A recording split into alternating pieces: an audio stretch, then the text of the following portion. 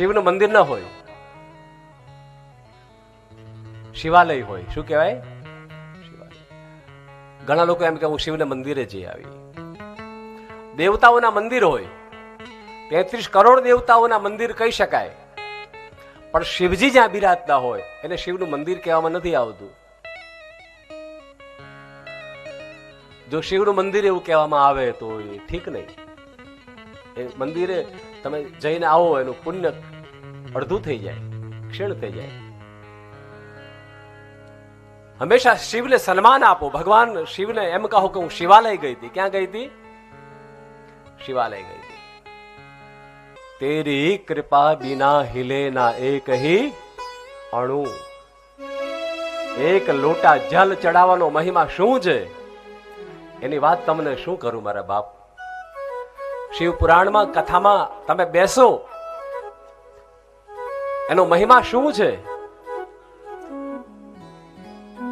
અરે એક લારી ચલાવવા વાળો હોય ને, લારી ચલાવવા વાળો, એ પણ જો એકવાર આવીને શિવ કથામાં બેસી જાય તો એનો મહિમા શું છે એ શિવ કથા સ્વયં બતાવશે તમને.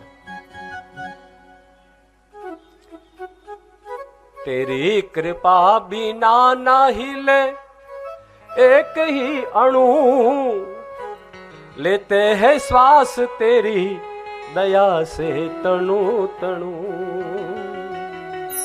है गंगधार मुक्ति द्वार ओमकार तू, ओमकार तू. यो शरण तिहारी भोले तार तार तू.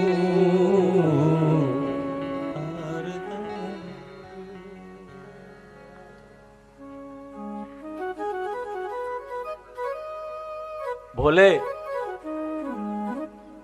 એનું નામ જ છે ભોળોનાથ. એનું નામ જ છે ભોળોનાથ. એ જયારે આપવા બેસે ત્યારે કોઈ પાછી પાની કરતા નથી.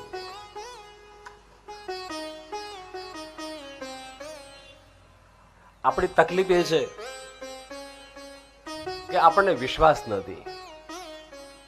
તમે બીલીપત્ર નહીં લઈને જાઓ તો ચાલશે, ચંદન લઈને નહીં જાઓ તો ચાલશે, પુષ્પ લઈને નહીં જાઓ તો ચાલશે.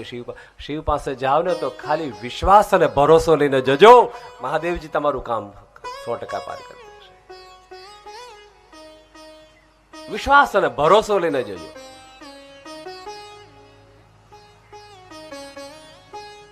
તમે તમારા છોકરાઓને કઈ કહો ના તો એ કદાચ કામ કરે તે નહીં કરે, બરાબર? કદાચ તમે તમારા બહેન અને ભાઈને કહો કે ભાઈ મારે આટલું કામ છે, જરા થઈ જાય તો સારું એમ, પણ એ લોકોનો કઈ બહુ કરે ખરા ને નહીં કરે. જોજો આ સંસારનો નિયમ. તમને સંસારની વાત કરું તમને, પછી આપણને એમ થાય કે લાઈને મારી મા પાસે જાઓ. માને તમે કહો, બાપને તમે કહો, મા બાપને જેને કહો, અઘરામાં અઘરું કામ હશે તો મા બાપ તમને કહેશે કે તું ચિંતા કરતી નહીં, જો થશે તો હું, એ શું કે થશે તો હું કરી દઈશ. મા બાપ પણ, મા અને બાપ પાસે જયારે જાઓ ત્યારે આપણને ભરોસો હોય કે આ મા બાપ તો કરશે, પણ કદાચ મા બાપ પણ જે કામ ન કરી શકે તો પછી છેલ્લે માણસ ક્યાં જાય? એના દાદા પાસે જાય. ક્યાં જાય? દાદા પાસે જાય.